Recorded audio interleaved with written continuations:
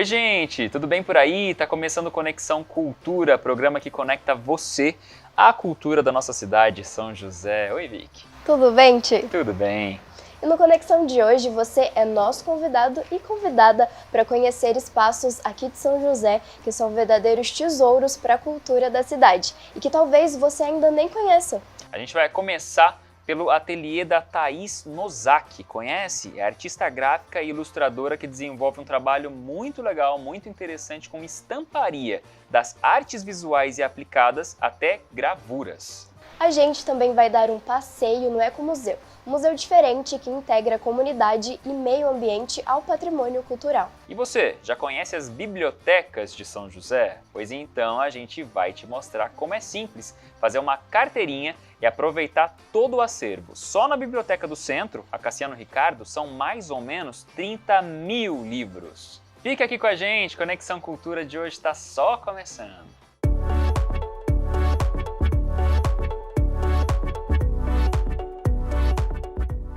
Para começar o nosso Conexão Cultura de hoje, a gente vai mostrar para você um pouquinho do trabalho da Thaís Nozaki. Ela é ilustradora, artista gráfica e desenvolve um trabalho muito lindo com estamparia aqui em São José, né? Isso, e para criar peças únicas e super interessantes, ela usa diferentes técnicas, como a xilogravura. Olha só! Thaís, antes de mais nada, eu já quero agradecer por você ter aceitado a nossa presença aqui, dividir um pouquinho da sua história, mostrar um pouquinho dos seus trabalhos. Eu que agradeço a presença de vocês, Tamires. E sejam super bem-vindos, vai ser uma honra conversar com vocês. A gente estava até comentando aqui com o Marquinhos, que é o nosso cinegrafista, que realmente, Thaís, seu estúdio parece uma galeria de arte, porque a gente já consegue ver seus trabalhos e tem um pouquinho de tudo, né? Conta pra gente já, então, um pouco das técnicas que você costuma usar para fazer os seus trabalhos. Bom, então vou começar pelo começo, que foi a encadernação. Certo. Então, primeiro vieram as encadernações, utilizando a capa como suporte, né, dos meus desenhos, das minhas ilustrações. Foi por essa necessidade. E daí fui para a xilogravura. Certo. Da xilogravura, ao contrário do que muitos fazem, fiz o caminho inverso. Depois da xilogravura eu fui para o desenho, para a ilustração. Daí agora eu estou trabalhando com matrizes de stencil e serigrafia. Então, trabalhos que eu mesclo técnicas de impressões manuais. E trabalho junto com a xilo e com a linoleogravura também. Perfeito, Thaís. Então vamos aos poucos. Por exemplo, então, falando da encadernação, tem toda essa questão da arte que você faz nas capas, né? Então aqui é xilogravura? Isso. Então a gente tem esse processo de xilogravura e você também faz toda essa questão da encadernação mesmo, né? Sim. Então conta pra gente um pouquinho de como é que funciona, né, esse processo. A encadernação é uma paixão minha, assim. Eu acho que todo artista gosta de um caderno, né? Jornalista também. Ah, jornalista também. A gente já descobriu que a gente tem isso em comum. Então, foi por necessidade mesmo. Eu comecei a fazer quando eu estava trabalhando numa loja, numa papelaria, e eu não tinha dinheiro suficiente para comprar aqueles cadernos super caros de artistas, para aquarela e tal. Então, eu comprava material barato e ia fazendo os meus cadernos. Depois eu descobri que eu poderia colocar os meus trabalhos nas capas desses cadernos. Então, daí uniu o útil ao agradável, a encadernação veio nesse sentido. E daí agora a gente consegue ver aqui que cada capa, né, de um caderno tem uma obra de arte, gente. Isso. É maravilhoso, de verdade. São tiragens pequenas, né? Porque como é feito tudo manual. Perfeito. E Thaís, fala pra gente então um pouco do que é a xilogravura, né? Às vezes quem tá em casa não sabe como é que funciona esse processo. Explica pra gente um pouquinho como que é. A xilo, ela é uma das técnicas mais antigas de reprodução de uma arte. Certo. Tá? Ela recebe luz na sombra e é como se fosse um desenho, só que ele é em relevo, em alto relevo. Então a gente vai cavando com goivas, que são as ferramentas apropriadas, até tirar a luz do que se chama a matriz xilográfica, para depois entintar. Daí entinta e coloca numa prensa como essa por exemplo, a prensa prelo é o tipo da prensa. Certo. Então, consegue transferir assim a imagem para o papel. Perfeito. Depois a gente pode até pedir para você mostrar talvez mais alguns dos seus equipamentos, Sim. Thaís, mas assim, por exemplo, você tem então a madeira, né? E daí você vai entalhar a madeira. Isso. E aquilo que você então tirou da madeira ficam esses espaços mais claros, né? Vira a luz. Isso, vira a luz. Exatamente. E o restante, que é a madeira, é essa sombra, né? Que é a tinta, no caso. Que recebe a tinta. Perfeito. Passando então para o próximo, as ilustrações. As ilustrações também são maravilhosas, né, Thaís? Até se você quiser contar um pouquinho da história desses trabalhos aqui, você estava me contando que foi durante a pandemia, né, que você Sim, é de começou 2020. com essa série. Perfeito. Foi no primeiro ano da pandemia. Eu quis brincar um pouco brincar assim, no sentido de deixar um pouco mais leve a situação do uso de máscaras, né? Certo. Então, passei a trabalhar com como se fosse a infância mesmo, né? Uhum. A gente vê São aqui... máscaras infantis. Certo, né? A gente vê animais, a gente vê, né, coisas mais lúdicas, né? Esse aqui Isso. parece uma nuvem, Essa é a máscara de um peixe. um peixe. E surgiu nessa necessidade. Tem outros tipos também, vamos ver aqui. Tem outros que... Esse daqui, por exemplo, parece algo que traz uma carga emocional mais pesada, né? Mas... É querer esconder, né? É um querer esconder. Que também rolou bastante na pandemia, né? Certo. Esse daqui é uma máscara que imita uma madeira também. Vieram todas na pandemia no intuito de deixar um pouquinho mais leve a nossa situação, a minha pelo menos. Sim. Sabe? Aham. E é isso, esses trabalhos. E é engraçado, gente, porque eu já conheci um pouco do trabalho da Thaís nessa época, segui ela no Instagram, e eu lembro, né, Thaís, de quando você começou a postar essas ilustrações, e eu lembro que foi a sua obra, o seu trabalho, a sua arte, as coisas que você escreviam também, me ajudaram muito nesse processo, porque algumas das coisas que você estava sentindo, eu estava sentindo também. Acho que muitas pessoas, outras pessoas que acompanharam o seu trabalho também tiveram essa reciprocidade. Então, realmente, a arte nesses momentos, ela é um apoio, né? Ela é um conforto. Acredito que tanto para quem produz quanto para quem consome, para quem entra em contato. E fala pra gente também disso na sua vida, né? A arte para você também te ajuda a manter um equilíbrio? Com certeza. A arte me trouxe de volta, eu digo que ela trouxe de volta de uma depressão, né? Então, assim, antes de eu me tornar profissional e encarar a arte como profissional, ela era terapêutica. Então, foi bem interessante nesse sentido. Eu lembro que o meu pai, ele me resgatou nesse momento, trazendo lápis carvão, papel, caneta. Então, ele me botou para trabalhar mesmo, sabe? Algo dizendo assim, para de pensar besteira e vamos fazer a arte, que a arte vai te ajudar. E de fato ajudou, de fato ajudou. Então, a arte para mim, além de trabalho, né, ela é terapêutico, até hoje. Então, vira e mexe eu tô em terapia, busco o equilíbrio em algumas outras formas e também o desenho faz parte disso, faz parte desse tratamento. Perfeito. Entra mesmo, né, como um instrumento terapêutico, né? Entra e funciona bem, viu? Eu acho que as pessoas deveriam dar mais importância para a arte que salvou tanto a gente na pandemia, né? Sim. Quem que ficou sem arte? Me diga. Não, todo mundo, né? A gente não podia sair de casa, então quantas pessoas não tiveram como consolo também a música, filmes, obras de arte, né, ilustrações, poder acompanhar outros artistas pelas redes sociais. Sim. Eu fui uma dessas pessoas. Sim, a rede social ela aproximou bastante a gente, né, durante esse momento pandêmico, mas eu confesso que eu fiquei saturadíssima E tive que dar um tempo das redes sociais. E Thaís, e só para a gente completar então esse passeio que a gente está fazendo pelos seus trabalhos, né, conhecendo as suas diferentes técnicas, a gente não falou desse aqui ainda. Conta pra gente um pouquinho aqui do que você, né, qual é a composição, quais são as técnicas que você usa aqui. Aqui eu tenho a serigrafia de stencil, que é usar as máscaras de stencil, por exemplo, para, junto da matriz serigráfica, trazer esses efeitos de textura. E aqui nesse trabalho eu não só trabalho com a textura, mas também com cores, tá? E essa nova série, depois eu quero levar ela para o digital novamente para ficar bem com cara dessa aqui.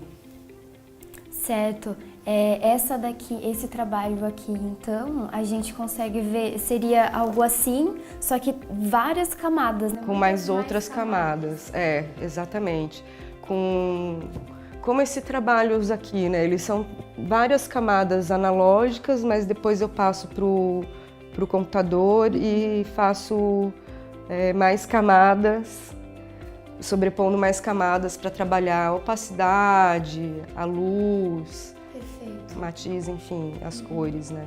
Certo. Eu acredito, né, Thaís, que como esse é um trabalho que ele soma muitas técnicas, muitos processos, ele também demora um tempo, né, para você poder fazer isso, né? Sim, demora para fazer e também demora para maturar, né? Certo. Para você parar, olhar, estudar, ver como é que tá a situação, se corresponde mesmo com o que você...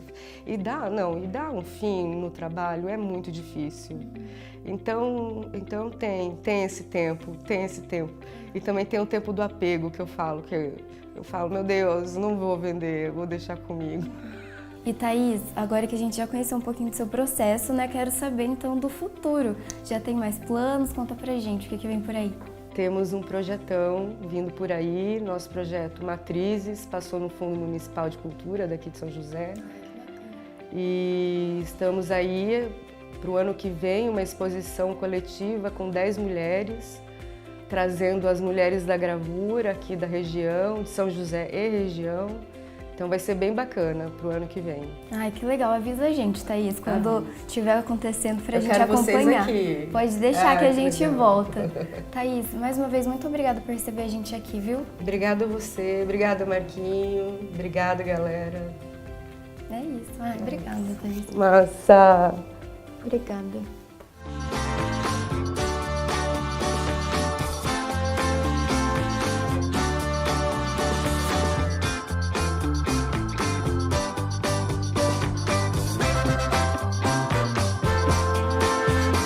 Thaís, foi um enorme prazer conhecer um pouquinho mais do seu trabalho. A gente gostou muito das suas obras e da sua arte. E você que está acompanhando Conexão Cultura e gosta de viajar, fazer um passeio, se prepara. A gente vai para o intervalo rapidinho, mas na volta a gente vai dar uma volta por aí. Na volta vai dar uma volta. A gente vai conhecer o Ecomuseu que fica aqui em São José. É um museu bem diferente. Não sai daí não.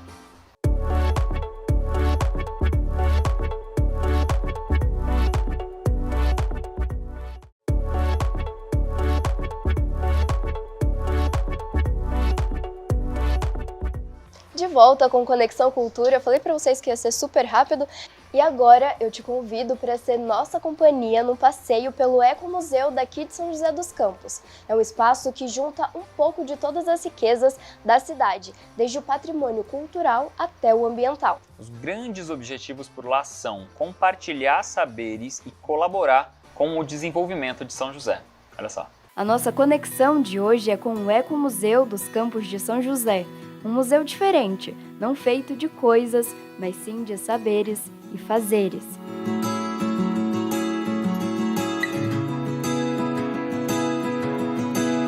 Bom, o Ecomuseu é um privilégio, porque estar aqui é mágico. O Ecomuseu, como o pessoal gosta de falar, é um museu de território. Então, qual que é o acervo? É o acervo das pessoas que se agregam. é o acervo de quem chega. Então, o acervo do Ecomuseu é infinito. Porque se a pessoa sabe cozinhar, o acervo do Ecomuseu é a culinária afetiva que ela vai trazer. Minha arte é o papel machê.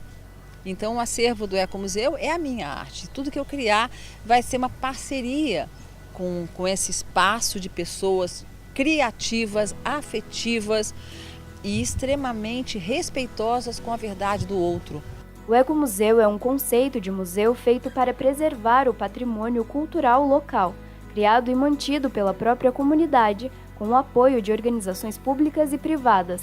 Também conhecido como Museu de Territórios, o Ecomuseu existe de acordo com a vontade e as necessidades da região em que ele está inserido. Então, o Ecomuseu ele é uma proposta da museologia, uma proposta de museu que entende que o território é seu acervo.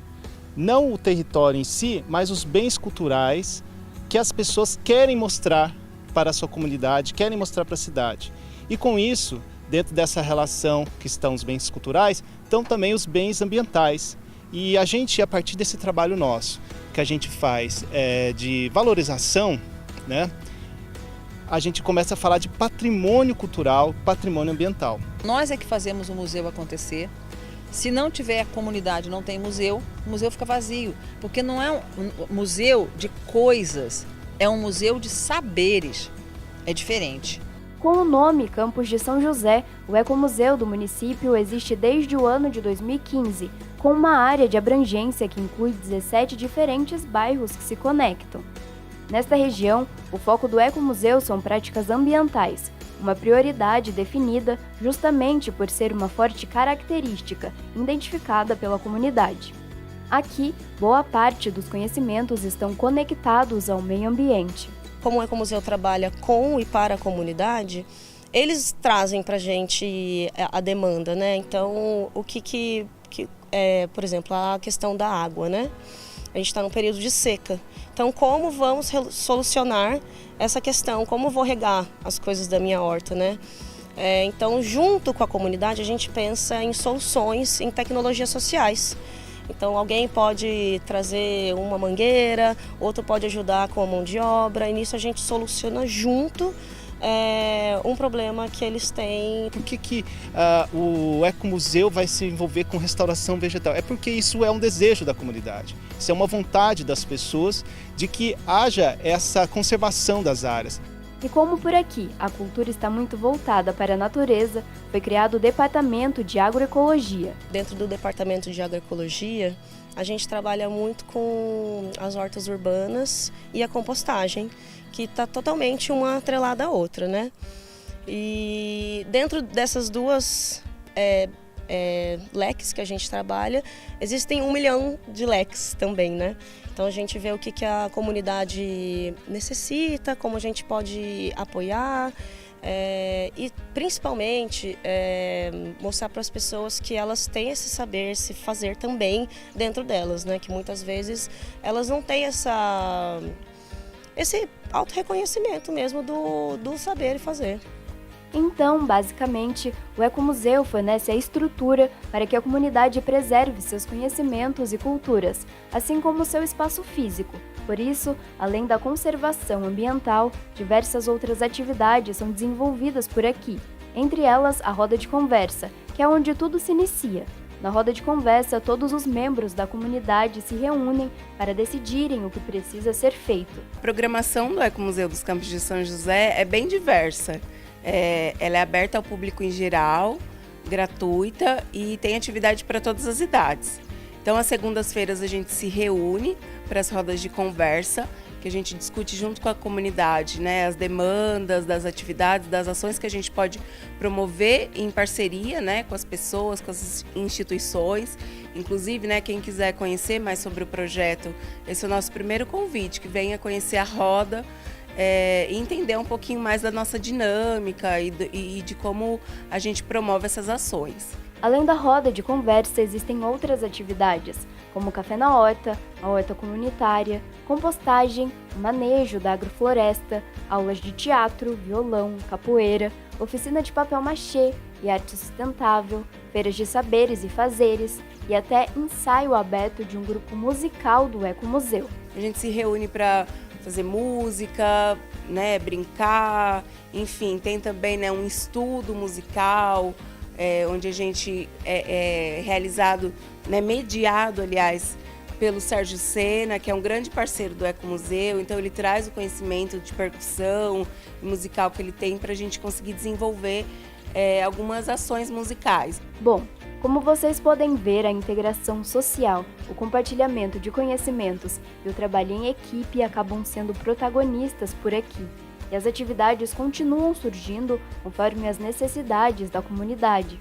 Além dessa programação fixa aqui do núcleo e dentro dos bairros de abrangência direta, dentro da nossa programação tem algumas atividades também mais pontuais, né? Que a gente vai dialogando, como eu disse, com a comunidade, entendendo as demandas e planejando essas atividades. E todos sentamos na mesma mesa para partilhar o mesmo pão.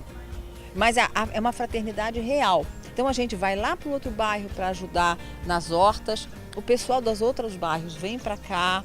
Se eu precisar de ajuda com alguma peça, eu vou ligar para algumas pessoas. Gente, como é que eu faço isso aqui? Qual a estrutura física e tal? Vai ter apoio. Então é isso, é um exercício de solidariedade. Comi alface hoje que eu peguei da horta. Qual horta? A horta que eu participo, comunitário no Vista Verde. Nisso, os vizinhos também vão se atrelando, se conhecendo mais, né? Então, além da educação ambiental, existe o espaço do social ali. A sede do Ecomuseu fica no bairro Vista Verde e desde 2015 muitas ações foram desenvolvidas por aqui e também aos arredores, nos outros bairros participantes.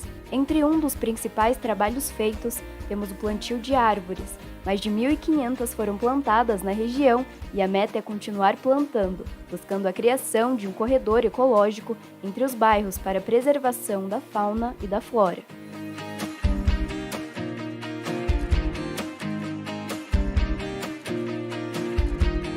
Eu amei conhecer o Ecomuseu, gente, e a melhor parte é o fato dele ser um espaço aberto a todos. O Thiago, você, eu, todo mundo pode participar das atividades, das rodas de conversa, das ações e fazer parte desse movimento pelo autodesenvolvimento e também pelo desenvolvimento social. Trabalho muito importante, né? Agora, muito importante também, sabe o que é? Você tá sempre bem informado, com a leitura em dia, e você consegue fazer isso muito facilmente em São José dos Campos com as bibliotecas municipais. Ao todo são 5, tem uma inclusive bem especial, que fica bem ali na região do centro, Rua 15 de Novembro, que é a Biblioteca Cassiano Ricardo. Você ainda não conhece? Tami, você conhece? Eu não conheço, Thiago, infelizmente, mas você foi levar a gente para esse passeio, né? A gente vai conhecer um pouquinho então da biblioteca e o Thiago vai mostrar pra gente como fazer uma carteirinha, dá só uma olhada. As bibliotecas são espaços vivos. Se você não frequenta, provavelmente não deve saber, mas não tem nada daquela ideia de um espaço parado no tempo, só com antiguidade, livro antigo, nada disso. Sempre tem livro novo chegando no acervo. Este local onde eu tô é um exemplo disso. É a Biblioteca Municipal Cassiano Ricardo, que fica bem no centro de São José. Um prédio que foi inaugurado em 1910, se tornou biblioteca em 1980 e de lá para cá vem oferecendo muita cultura, muito conteúdo, muita informação para os moradores de São José, com um acervo de mais ou menos 30 mil livros.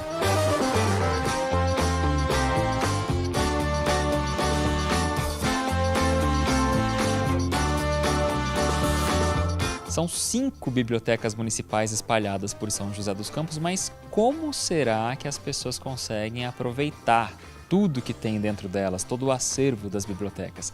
Quem vai tirar as dúvidas pra gente é a professora Sônia, que está aqui ao meu lado.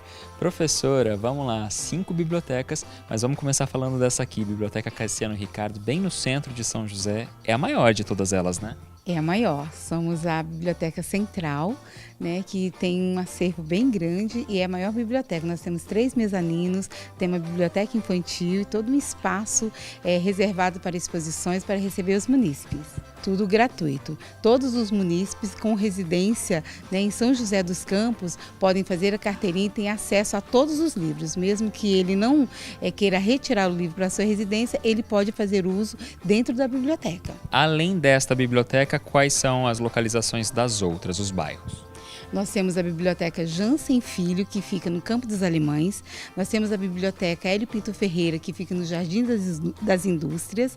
Nós temos a Biblioteca Helena Molina, que fica no Engenho de Melo. E temos a Biblioteca Centro da Juventude, que fica dentro lá do pavilhão do Centro da Juventude. Em cada biblioteca é feita a sua carteirinha individualmente. Na Biblioteca Cassiano Ricardo, ele precisa trazer um comprovante de endereço no próprio nome, que tem que estar com data de vencimento de 3 meses, um documento com foto, e esse documento tem que estar ou no físico, né, em forma física, ou também de forma digital. Então, ele não precisa ter ele na forma física, é só trazer o celular que a gente também aceita. E na Biblioteca Cassiano Ricardo, cobra-se uma taxa de R$2 anual para a confecção da carteirinha ou a renovação. Nas demais, ramais não precisa da taxa de R$2. Nas demais, então, é de graça. Isso, correto, é de graça.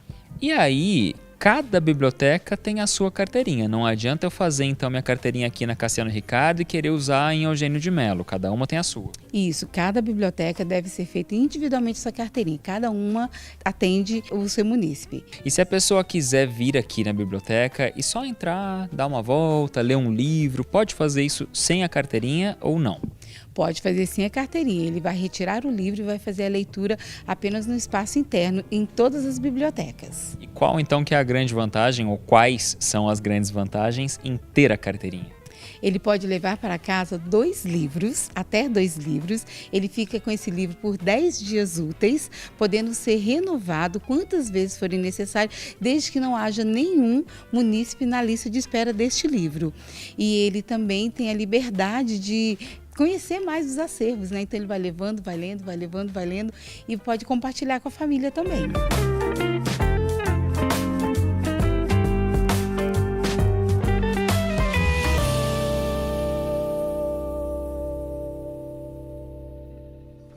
Imagina só, 5 bibliotecas públicas municipais, todas abertas o tempo todo, quantidade de livros, em uma só 30 mil livros, é coisa pra caramba. É muita coisa, né? E cheio de clássicos, né? Da literatura nacional e internacional, Thiago. Muito, só reforçando então, tá? Se for fazer a carteirinha, tem que fazer uma para cada biblioteca, não adianta fazer a sua carteirinha lá em Eugênio de Melo e querer usar na do centro, ou vice-versa, tá? Então fica atento nisso. E o nosso programa vai ficando por aqui, a gente agradece muito a sua companhia e olha, continua acompanhando a gente pelas nossas redes sociais, por favor. Isso mesmo, você pode acompanhar a nossa programação na TV aberta, canal 12.3, ou então pelo nosso Instagram, @tvcâmarasjc, e também o nosso canal no YouTube, youtube.com/tvcâmarasjc. Lá você encontra toda a nossa programação para assistir quantas vezes quiser, ainda tem vários bastidores. É isso mesmo, gente. Obrigada e até o próximo episódio. Tchau!